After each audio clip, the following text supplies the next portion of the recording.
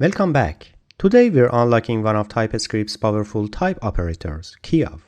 This operator allows you to extract the keys from a type as a union of string literals, enabling dynamic property access and ensuring type safety in operations involving object keys.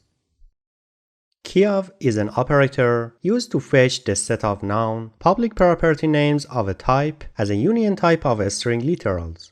It's incredibly useful for referencing property names programmatically without hard-coding strings, reducing errors and improving maintainability. Here, person keys is a type that represents keys of the person interface. The resulting type is the union name or age, which means it can only be either name or age. Keyof can be particularly useful when writing functions that need to operate on the properties of an object. It ensures that property names passed to the function are valid. The getProperty function is generic and uses keyof to ensure that key is a valid property of obj. This prevents runtime errors associated with accessing undefined properties and leverages compile time checks for reliability. Keyof is not only theoretical, but has practical applications, especially in scenarios involving configuration objects, mapping properties, and dynamically accessing properties without sacrificing type safety.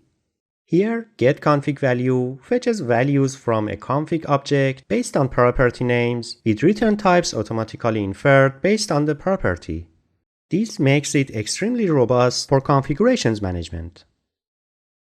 The keyof operator is a powerful tool in your TypeScript arsenal, enhancing the robustness and maintainability of your code by harnessing the full potential of type safety in property access. Explore this in your projects to see how it can tighten your code's reliability. Join me next time as we continue to explore more advanced TypeScript features. Don't forget to like, subscribe, and hit the notification bell so you won't miss any updates. See you in the next video.